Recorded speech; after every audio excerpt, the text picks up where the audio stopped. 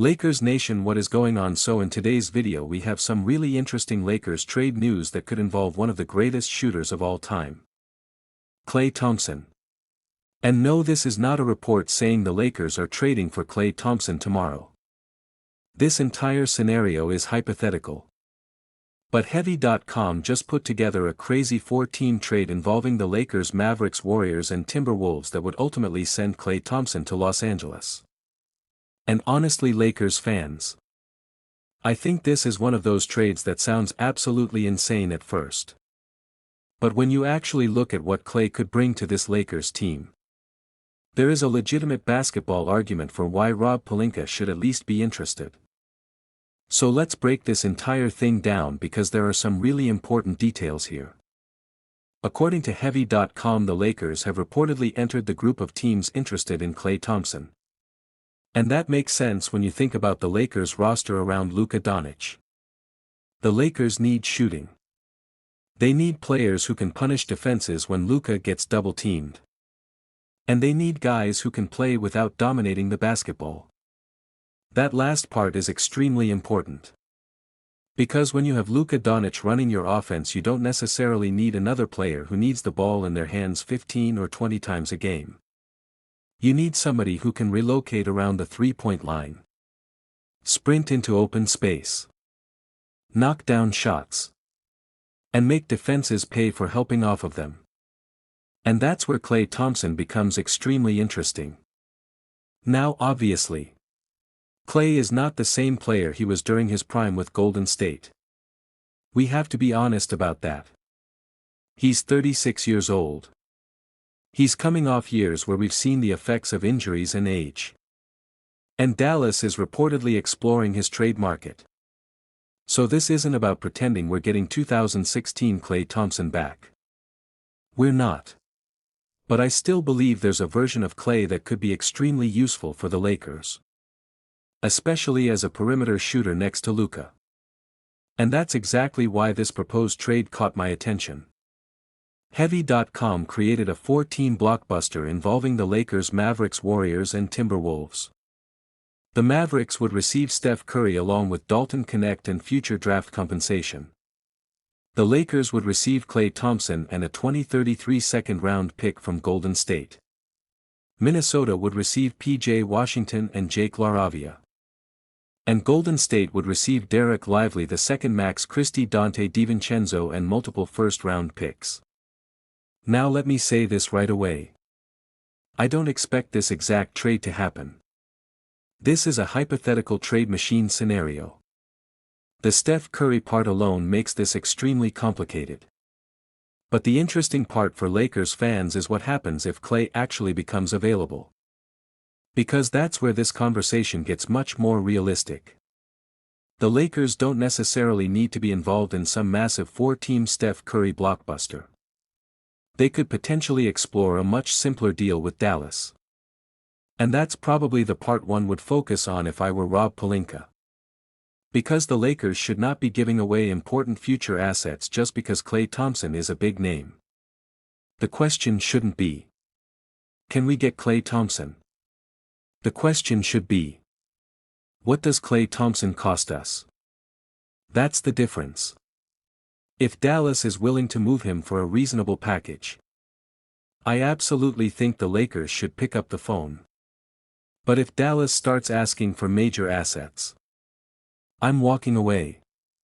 Because at this stage of Klay's career you have to value him differently than you would have 5 or 6 years ago. The biggest reason I like the fit is Luka Doncic. Think about what Luka does better than almost anybody in the NBA. He creates open shots.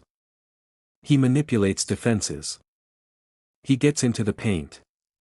He forces help. And then he finds shooters.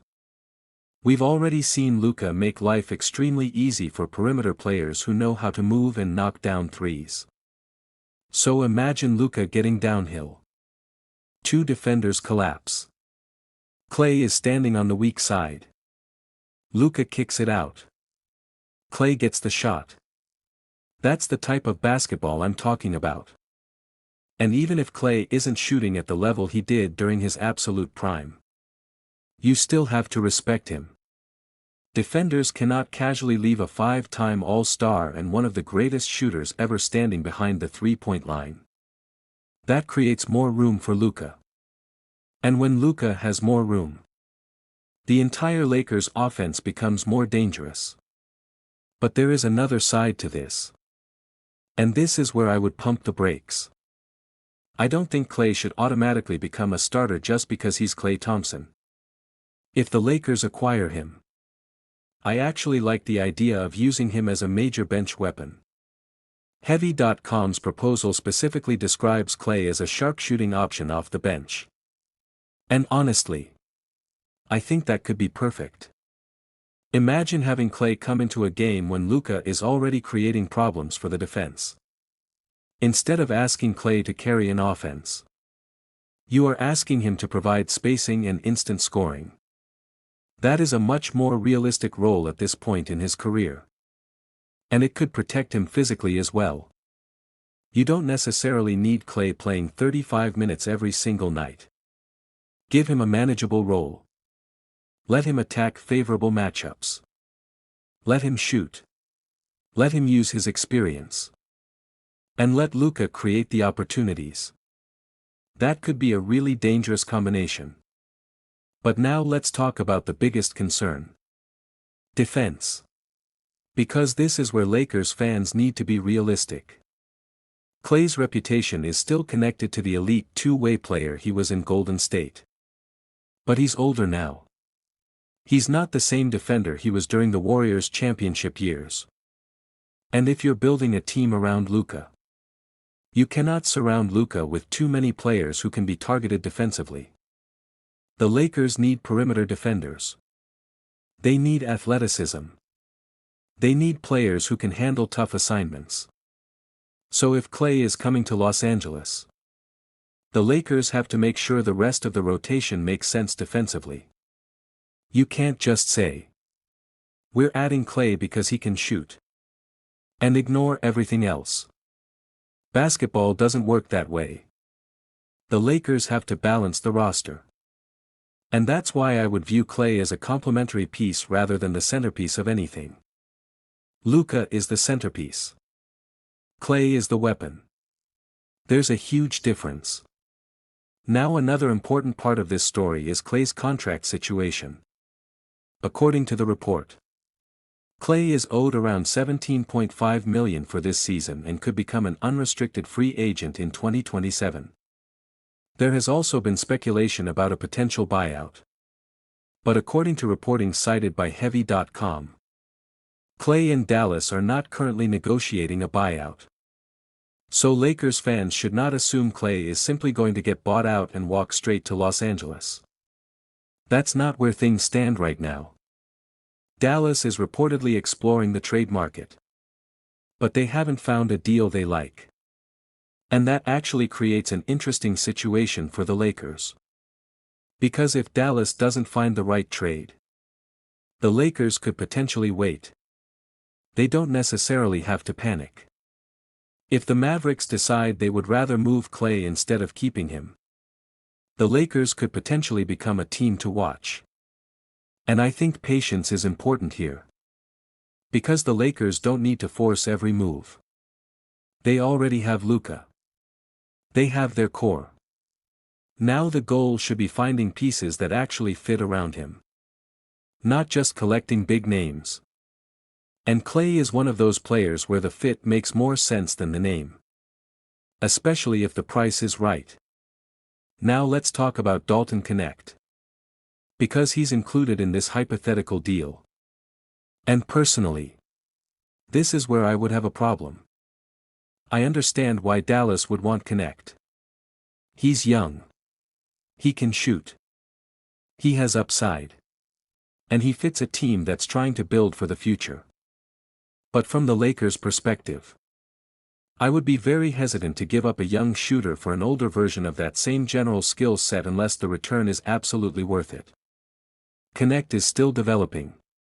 And the Lakers shouldn't automatically sacrifice every young player just because a veteran has a bigger name. If the Lakers can acquire Klay without giving up Connect, I would prefer that.